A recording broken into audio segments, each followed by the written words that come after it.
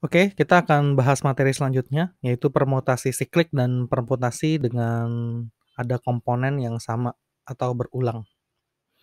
Oke, kita mulai ya. Nah, kalau untuk kasus siklik atau kalau kasus di meja melingkar, itu perlakuannya agak sedikit berbeda, ya. Jadi rumusnya N-1 faktorial Y gitu ya. Kenapa? Kenapa itu harus terjadi? Nah, ini ada contoh, ceritanya ada satu keluarga dengan 2 orang anak gitu ya. Jadi ayah, ibu, kakak, adik gitu. Mereka ceritanya mau foto. Yang pertama susunannya seperti ini, ya. Jadi ayah di paling ujung, ibu, kemudian, kakak, adik begitu ya. Terus habis itu, mereka ganti posisi. Nah, jadi semua geser ke kanan, geser ke sebelahnya, adik nanti pindah ke sana, begitu ya. Adiknya pindah ke sini, gitu, things like that.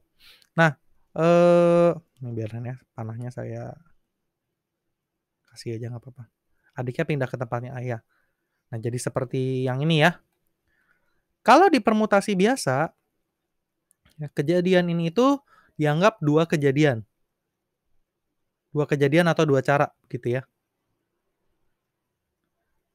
Nah, tapi kalau misalkan case ini, case yang sama terjadi di meja melingkar seperti ini, meja bundar, cerita mereka lagi makan di restoran misalnya, eee, misalnya ayah duduk di sini, ibu di sini gitu ya, and so on gitu dan seterusnya. Kemudian mereka pindah ke sebelahnya aja, prinsipnya cuma begitu ya, pindah ke sebelahnya aja. Nah, kalau di siklis muncul masalah nih, ya, masalahnya apa? Karena ini technically tidak ada perbedaan kalau di dalam ilmu matematik ya. Di matematik itu sama aja. Ayah kita saya pakai ganti warna dulu. Kalau kita lihat di sini nih, ayah sebelah kiri dan sebelah kanannya sama, masih adik dan ibu. Ini juga adik dan ibu, begitu. Ibu juga intinya kanan kirinya tuh nggak berubah gitu, orangnya kanan kirinya nggak berubah. Ibu masih sebelah kanannya ayah, sebelah kirinya kakak. Sama di sini, dijepit antara ayah dan kakak begitu, kira-kira gitu. Ya sama aja dan seterusnya. Kalau ini kan beda nih ya, kalau ini kan berubah ya gitu. Ayah kirinya pertama nggak ada siapa-siapa, sekarang ayah jadi ada adik gitu di kirinya. Ini berubah, makanya dianggap beda susunan.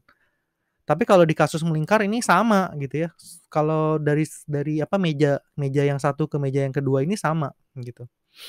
Nah, makanya solusinya apa solusinya? Supaya kita bisa hitung permutasi di meja melingkar. Solusinya adalah, sebentar saya hapus dulu, ini semua panah-panahnya. Ini juga. Solusinya adalah salah satu harus kita kunci, tidak boleh bergerak. Gitu. Misalnya si ayah kalau dalam kasus ini. Jadi hanya mereka bertiga nih. Tuh. Jadi instead of menghitung permutasi untuk 4 orang, kita menghitung permutasi untuk 4 min 1 gitu. Ya, karena satu harus dikunci. That's the reason. Kenapa permutasi n objek itu dikurang 1. Begitu ya. Oke, lanjut. Jadi permutasi kalau untuk kasus siklis, hati-hati ya, perhitungannya lain. Kemudian ada lagi kasus permutasi untuk komponennya ada yang sama. Misal, ya, ada huruf T, U, L, U, S tulus begitu ya. Nah, ini kan berapa cara kita bisa mengurutkan kembali, mengacak-ngacak huruf-huruf ini ya untuk membentuk kata baru. Ada berapa kata baru sih yang bisa dibentuk gitu. Nah, ini masa ada problem.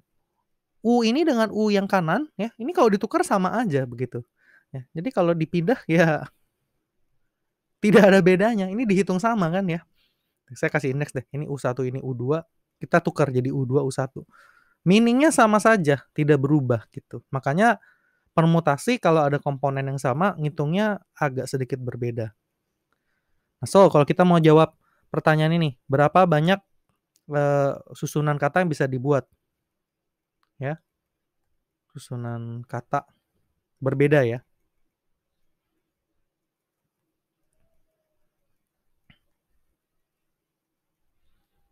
Ya caranya tinggal 5 huruf, P, siklis, T-nya ada 1, U-nya ada 2, L-nya ada 1, S-nya ada 1. Kemudian kita masukkan ke rumus di atas ini. Begitu ya.